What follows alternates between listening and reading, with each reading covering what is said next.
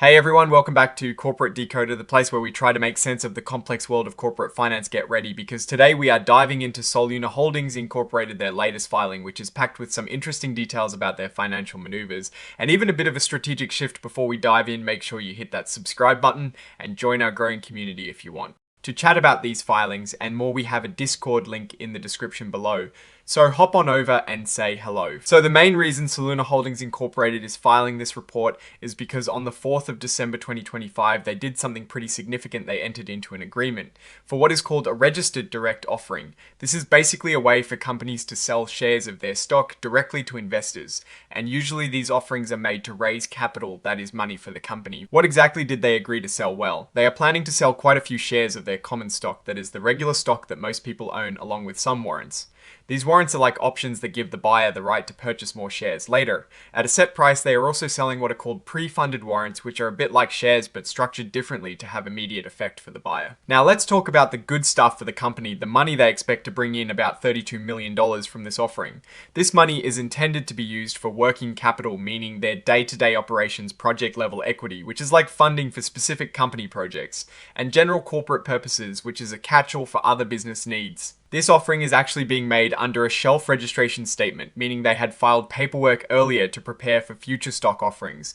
This makes the process go a lot smoother when they decide to actually sell the stock they've roped in a company called H.C. Wainwright and co-incorporated to act as their placement agent, essentially a middleman to help them find investors for this deal. Let's break down those pre-funded warrants a bit more. They can be exercised right away and allow the holder to buy a share of common stock for just 1/10 of a cent. That's $0.001. This is a really low price and is often used as a way to avoid certain regulations or to make the deal more attractive to investors. However, there is a catch: these warrant holders can exercise them if doing so would make them own more than 4.99% of the company's stock, or they can elect to raise that limit to 9.99%, but only after giving the company notice and waiting a period of time. This is a common way to prevent any single investor from gaining too much control too quickly. Then we have the Series C warrants. These have a slightly higher exercise price at $1.65 per S-share, and they expire in 5 years from when they are issued, similar to the pre-funded warrants. There are also limits on how many shares a holder can own after exercising these warrants, again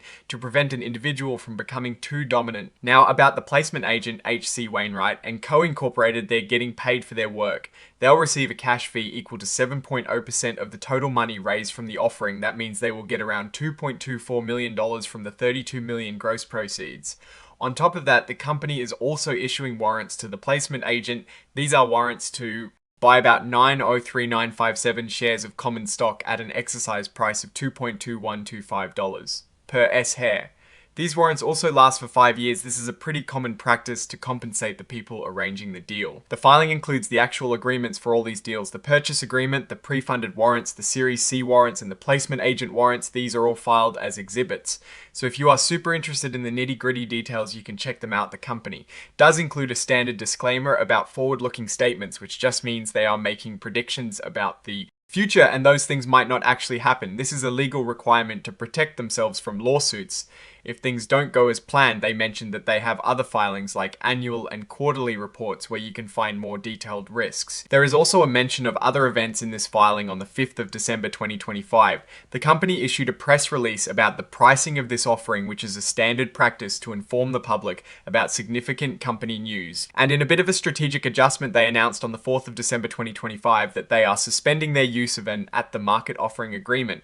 This means they will pause selling stock through that specific agreement until they file a new prospectus supplement with the Securities and Exchange Commission, which is the government body that oversees public companies in the US. So it's a temporary pause on that particular way of selling stock. Among the exhibits listed are the forms of the warrants, the purchase agreement, legal opinions from their lawyers confirming the validity of the shares and warrants, and that press release we just talked about. Now, looking at this filing more broadly, Soluna Holdings is clearly in a phase of raising significant capital, which tells us they have plans that require funding either to expand their operations or to shore up their financial position. The registered direct offering at $1.77 per share suggests they are looking for quick access to funds, and the inclusion of warrants makes the deal more appealing to investors by offering potential upside. The substantial fees and warrants given to the placement agent highlight the importance of this capital raise and how much they value securing this funding. What is interesting is that they are also pausing another stock, Selling program the at-the-market offering, this could mean they want to consolidate their fundraising efforts under this new larger offering,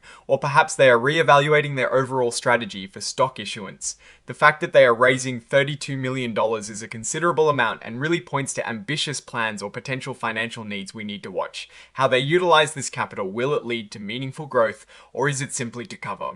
Operational costs, the limitations on warrant exercises are standard, but important to note as they prevent excessive dilution to existing shareholders from any single investor. In conclusion, Soluna Holdings Incorporated is making a strong move to secure funding. This registered direct offering is a key event for the company, indicating a need for capital and a strategy.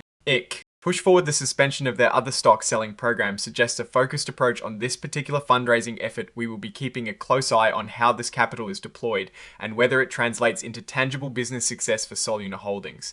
Alright, that is our breakdown of Soluna Holdings Incorporated's latest filing. What is your take on these numbers and what they signal? For the company's future, drop your thoughts in the comments. If this analysis was valuable, hitting that like button really helps. And subscribe for more deep dives. Don't forget to check out the Discord in the description. Thanks for watching. See you next time.